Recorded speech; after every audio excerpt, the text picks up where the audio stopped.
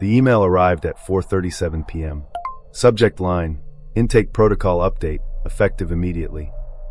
I was restocking blankets in the supply room when my phone buzzed. The message was from Gerald Hopkins, the shelter director. Short, direct. We were to stop accepting new arrivals after 6 p.m. due to capacity constraints. Anyone already checked in could stay. Everyone else would be redirected to St. Matthew's across town. I read it twice.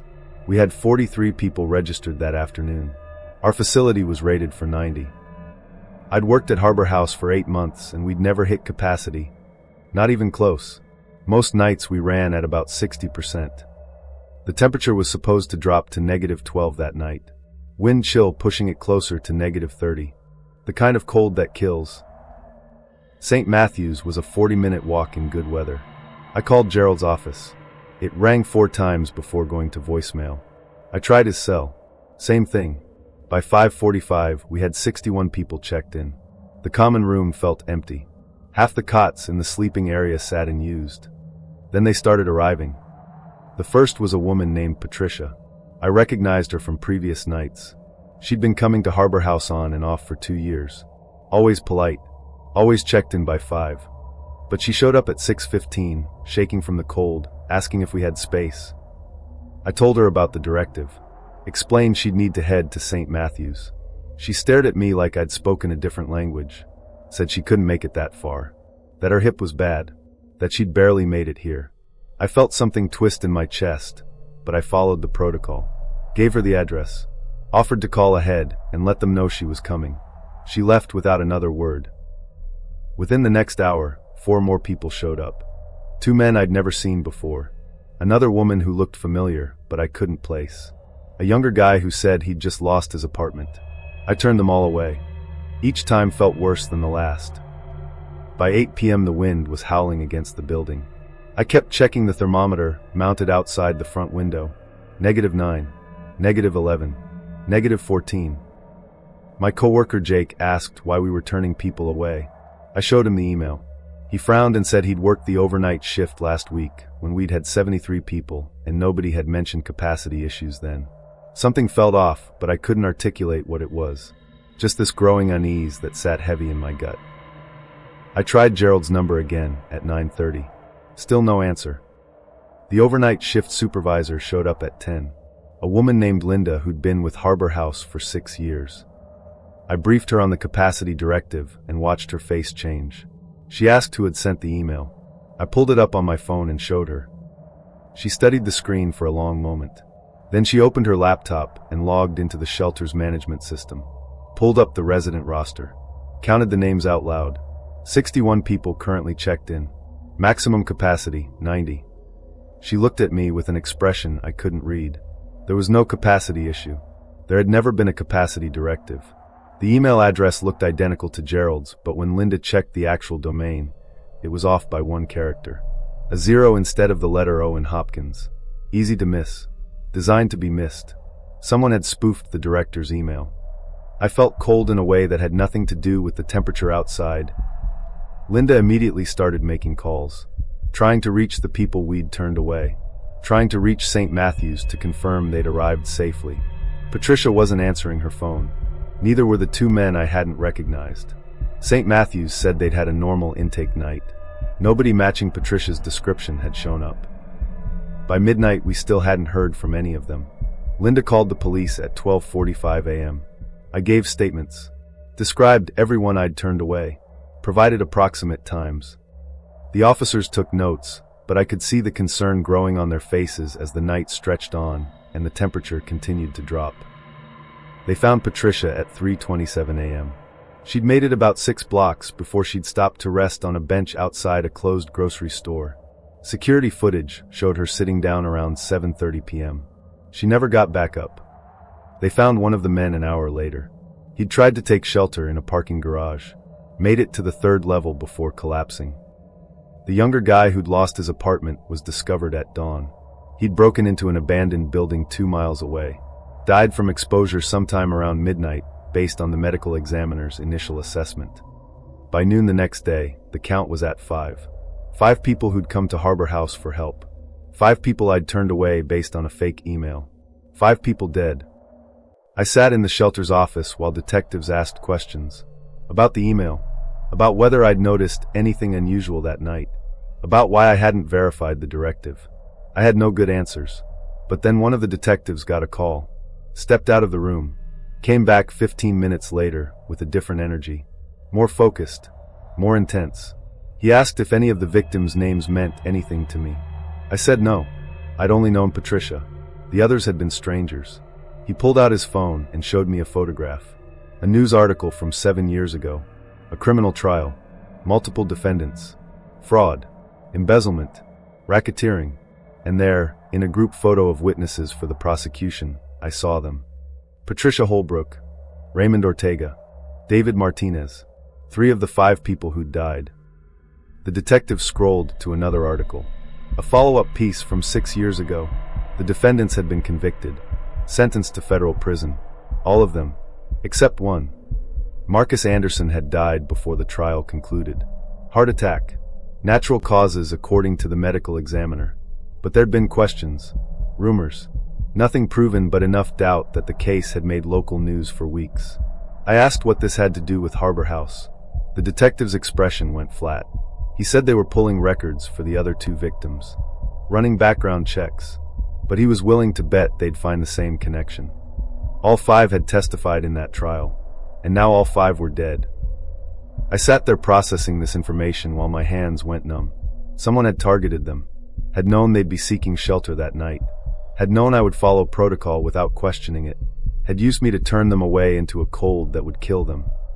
The detective asked if I'd noticed anyone unusual around the shelter recently. Anyone asking questions. Anyone who seemed too interested in our intake procedures. I started to say no. Then I remembered something. A man had come by 3 weeks earlier. Said he was from the city's housing authority. Asked about our capacity limits. Our protocols for overflow nights. How we determined who got in when we were full. I'd answered his questions because I'd thought he was legitimate. He'd had a badge. A clipboard. All the right paperwork. The detective asked if I could describe him. I closed my eyes and tried to picture his face. That's when I realized something that made my hands start shaking. I couldn't remember what he looked like. Not his hair color. Not his height. Not a single distinguishing feature. It was like my memory of him had been deliberately erased. The detective asked me to try again. To focus. I tried. Really tried. But every time I reached for the memory, it slipped away like smoke. The detective exchanged a glance with his partner. Then he showed me one more photograph on his phone. A mugshot. One of the defendants from the trial. Released from federal prison 4 months ago. He asked if this was the man I'd spoken to. I stared at the photo, and the terrifying thing was I had no idea. It could have been him. Could have been anyone. My memory had been wiped clean. The detective put his phone away. Told me not to leave town. That they'd be in touch. After they left, Linda sent everyone home early. Said the shelter would be closed for the rest of the week while the investigation continued. I walked to my car in the parking lot. The sun was out. Temperature had climbed back to an almost reasonable 23 degrees. I sat behind the wheel and tried to process everything. 5 people dead because I'd followed a fake directive. 5 people who'd all testified against the same criminals. And someone who'd visited the shelter. Someone I'd spoken with. Someone whose face I couldn't remember. My phone buzzed. An email. From Gerald Hopkins. Subject line, updated volunteer schedule, your input needed. I opened it with fingers that barely worked. The message asked me to confirm my availability for next month. Said there was going to be another cold snap. That they'd need all hands on deck. I scrolled down to respond. That's when I saw it. The sender's email address. 1 character off. The 0 instead of the O. I forwarded the email to the detective immediately. Took screenshots. Then I searched my inbox for every message I'd ever received from Gerald. There were 47 emails over 8 months. 12 of them had the wrong domain. I'd been responding to a fake account for weeks. Confirming shifts. Asking questions about protocol. Providing details about our operations. I scrolled through my sent folder with a sinking feeling in my chest. 3 weeks prior, I'd replied to what I thought was Gerald asking about our busiest intake nights. I'd sent him a breakdown. Wednesdays and Thursdays when the church meals ended. 1st and 3rd of the month when benefits ran out. I'd given him a roadmap. The detective called me back within an hour. Said they'd traced the spoofed emails to a public library computer. 40-minute sessions. Always different branches. No security footage that showed anything useful. But they'd found something else. 2 more witnesses from the trial were unaccounted for. Both known to use emergency shelters. Both had last been seen on nights when I'd been working. I checked my phone records. Found emails from those nights. Capacity directives, equipment failures, early closures. All from the fake account. All followed without question. The detective asked if I'd noticed anyone missing those nights. Anyone I'd expected to see who hadn't shown up. I thought about all the regulars who'd stopped coming. People I'd assumed had found housing or moved to different shelters. I couldn't say with certainty that any of them were still alive. The detective told me to be careful.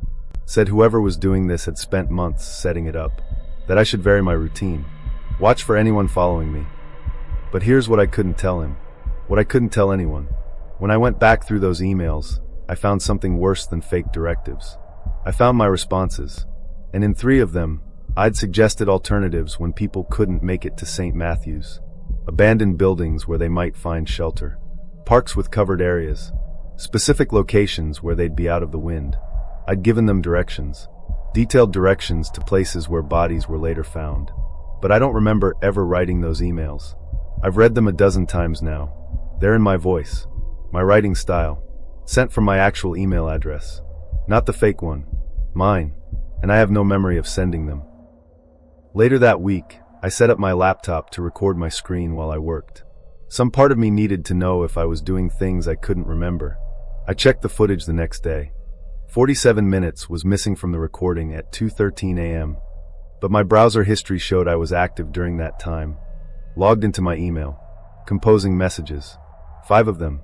All to people I recognized from the shelter. All offering helpful suggestions about places to stay warm. Places in industrial areas. Near the docks. By the old warehouses. Places where nobody would think to look. I drove to one of the locations. An overpass I'd recommended to someone few days after the shelter closed. Told them the underside would block the wind. There were flowers there. Fresh ones. And a photo taped to the concrete support. A woman I'd seen at intake 3 times. I never turned her away. Never sent a fake directive on the night she came. But I'd sent her an email. Given her advice. And now she was gone. The trial had 12 witnesses total. 7 were confirmed dead. I've been trying to find the other 5 since the trial. Called every shelter in the city. Every outreach program. Left messages with social workers and case managers. Nobody's seen them. But I've been getting emails. From my own address. Time-stamped in the middle of the night when I'm asleep. Sent to addresses I don't recognize. All offering help. All providing directions. I tried to delete my email account yesterday. It won't let me. Says there's an authentication error. I tried to quit Harbor House. Linda said they'd already accepted my resignation weeks ago. I never submitted one. But there it is in the system. My signature. My employee ID. Dated 2 days before the first person died. I don't know how much of the last 8 months I've actually been present for. How many conversations I've had that I can't remember. How many people I've helped guide toward places they'd never return from. The detective keeps calling, but I've stopped answering. Because I checked his number against the business card he gave me. 1 digit off. And I don't know who I've been talking to.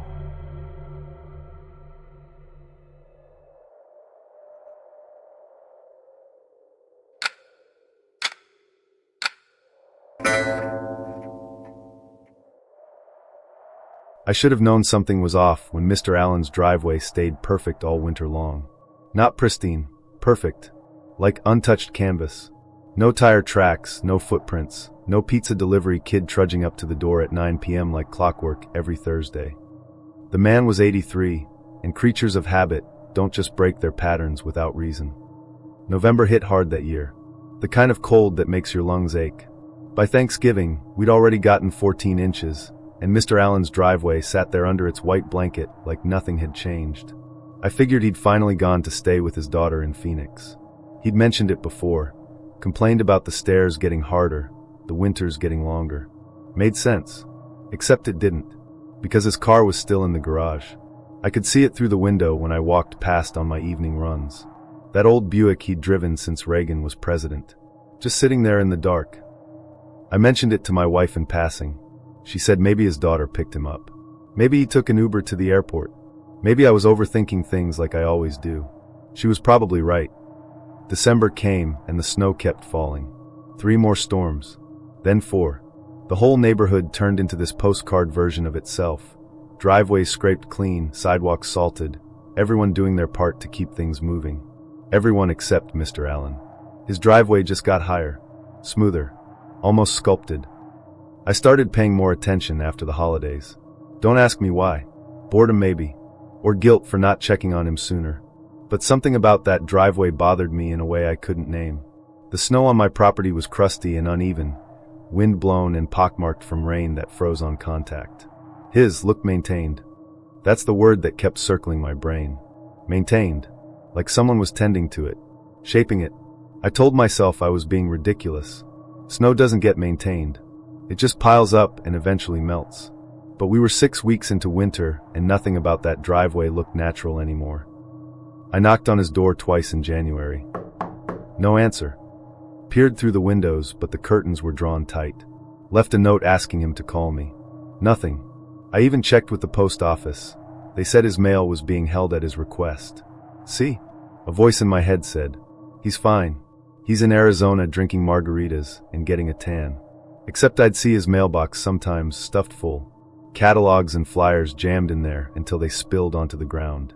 If he'd put a hold on his mail, someone wasn't getting the message. Then came the thaw. Mid-February, temperatures shot up to 48 degrees over 3 days. Unseasonable. Almost warm. The snow on my roof started sliding off in chunks. My driveway turned into a river of slush. Ice dams broke. Gutters dripped. The whole neighborhood sounded like it was melting. But not Mr. Allen's driveway. I stood at my window that second evening, watching the sun go down, and that's when I really saw it. The snow on his property wasn't melting at the same rate as everything around it. In fact, it almost looked like it was being refreshed. The surface was too white, too consistent. While my yard showed patches of dead grass and mud, his remained this pristine field of winter. That night I walked over there with a flashlight. Told myself I was checking on a neighbor, being responsible, but my hands were shaking when I stepped onto his property. The snow on his driveway felt wrong under my boots. Too compact, too solid. I bent down and touched it with my glove. It was ice cold, far colder than it should have been after 3 days of thaw. I swept my flashlight across the surface and noticed something I'd missed from my window. Patterns, subtle ridges in the snow, like someone had smoothed it with a tool. A shovel maybe. Or, I stood up fast. There were footprints. Fresh ones, leading from the side of the house to the driveway and back again. Over and over. Packed down and refrozen. Someone had been walking this path recently. Someone had been here. My breath came out in clouds, even though it wasn't that cold anymore. I followed the prints around the side of the house, through the narrow gap between his place and the fence. My flashlight caught something dark against the foundation. I moved closer. Bags. Heavy-duty contractor bags. 6 of them. Maybe 7. Stacked and partially covered with snow. I didn't want to look inside, but I pulled back the edge of one bag anyway, and what I saw made absolutely no sense at first. Ice. Pure white ice. Crushed and fresh like you'd buy at a gas station. Dozens of pounds of it. Who keeps ice outside during winter? I let the bag fall and stepped back, my light sweeping across the driveway one more time. That's when I understood. The snow wasn't covering his driveway at all. It was holding something up. I called the police from my kitchen. Told them I hadn't seen my neighbor in months. Told them about the driveway, the footprints, the bags of ice. The dispatcher said they'd send someone out first thing in the morning to do a wellness check. But I couldn't wait. I couldn't stop staring out my window at that perfect white surface. And as I stood there in the dark, I saw it. Movement. A shadow crossing in front of Mr. Allen's garage. Slow and deliberate. Someone was still going over there. Someone was still working. And whatever they'd been doing all winter long, they weren't finished yet. The police came at dawn. 2 officers. They knocked on Mr. Allen's door for 5 minutes before the younger one radioed for permission to enter. I watched from my porch, coffee going cold in my hands. They broke the side door lock. Went inside. I counted the seconds. 43 of them before the older cop came back out, hand over his mouth, and made a call on his cell. Within an hour, the whole street was blocked off. Crime scene tape. Unmarked cars. A van from the medical examiner's office. My wife kept asking what was happening, but I couldn't answer. Couldn't look away. They brought Mr. Allen out on a gurney around noon. Black bag. No hurry. But here's the thing that made my skin crawl. When the detective came to take my statement, she said they found him in his bedroom. Natural causes, most likely. Looked like he'd been dead since early November. For months. I asked about the driveway. About the footprints. About those bags of ice. She looked at me for a long time before answering. Said they were investigating. Said someone had clearly been on the property. Said and this is the word she used, the body had been preserved. Almost perfectly. Like someone knew exactly what they were doing. But here's what she didn't say. Here's what nobody said. They never found who did it. No fingerprints on the bags. No witnesses. No cameras. The footprints in the snow belonged to a common boot sold at every Walmart in America. The ice came from 3 different stores across 2 counties, purchased with cash over the course of months. Someone had planned this. Someone had cared enough to keep Mr. Allen frozen through the entire winter. Someone had been visiting him regularly, maintaining him, like he was something precious that needed protecting. The detective asked if Mr. Allen had any close friends, family nearby, anyone who might have.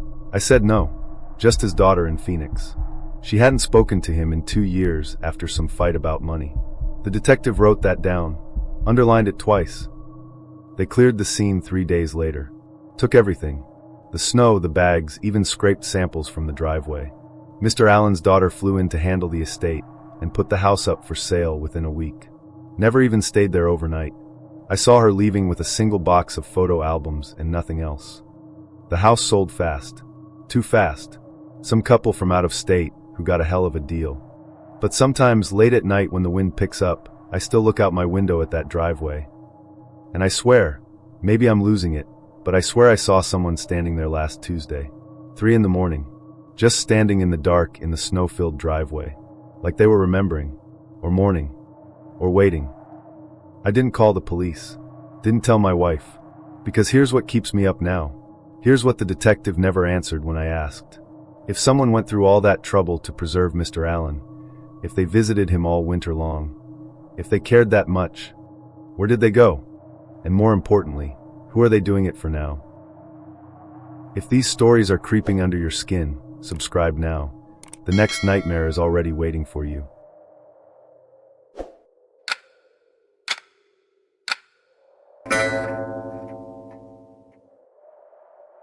They found David Gilbert's body on March 4th. I learned about it from a news alert on my phone while standing in line at the grocery store. The article said hikers had discovered human remains in a ravine about 40 miles north of the city. Positive ID came back 3 days later. I wouldn't have paid attention except for one detail. He'd died during the February blizzard. The same weekend I'd worked that overnight shift at the crisis center. The article mentioned he'd been reported missing after failing to return from visiting his sister upstate. His car was found abandoned on Route 47 with a dead battery. Search teams had combed the area for weeks, but his body was recovered 8 miles west of where his car had been located, in the opposite direction from any main road or residential area. I stood there reading that article 3 times before the person behind me asked if I was going to move forward in line, because I remembered David Gilbert, not from the hotline. I'd checked our logs after seeing the first missing person report back in February. There was no record of anyone named David calling that night, but I remembered him anyway.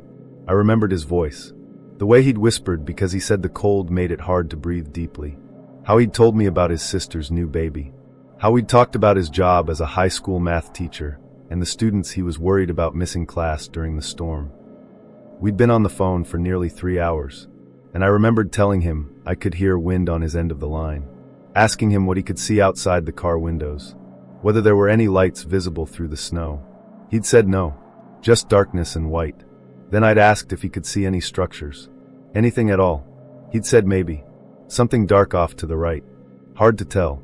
I'd told him that if his car battery was dying, he needed to preserve his phone charge, that he should try to reach whatever that structure was. That even an unheated building would be better than staying in a car that was losing power. I remembered walking him through it, telling him to use his floor mats to wrap around his hands, to move slowly, to follow the tree line if he could make it out. He'd been scared, said he didn't think he could do it. I'd encouraged him, told him he was strong enough, that his sister needed him, that those students needed him, and then the line had gone dead. I'd filed an incident report, gave dispatch every detail I could remember about the call. They'd said they'd send someone to check Route 47 since that was the most likely area based on his last known location. But now I was reading that his body had been found 8 miles away, in a ravine, near the remains of an old ranger station that had been abandoned since the 90s. I went home and pulled up everything I could find about the recovery. Local news, police reports. There wasn't much. The investigation was ongoing. Cause of death was listed as exposure and blunt force trauma consistent with a fall. Then I found something in a community forum. Someone claiming to be part of the search and rescue team had posted about the recovery. Said it was strange that David had made it so far from his vehicle. Said his phone was found in his jacket pocket. Still had 18% battery. He never called for help after leaving his car. The post said there were footprints leading away from the ranger station. Like he'd reached the building, stayed for a while, then left and walked toward the ravine. In a straight line, even though the terrain was rough and there was no path. I logged into the crisis center database from home. Went through every call from that night again. Checked under every possible variation of his name. Nothing. Then I looked at outgoing calls. There was one from my extension at 11:42 p.m. Duration, 2 hours and 53 minutes. To a number I didn't recognize. I ran the number through a reverse lookup. It came back to David Gilbert's cell phone. My hands were shaking as I pulled up the phone records. The call had been placed at 11:42. The same time I remembered him calling in. But the system showed it as outgoing from my line. Not incoming. I'd called him. Except I hadn't. I remembered answering. Remembered hearing the fear in his voice. Remembered him telling me about being stuck in the snow. I requested the audio recording. Every call is automatically archived. It took 2 days for IT to pull it from the backup servers.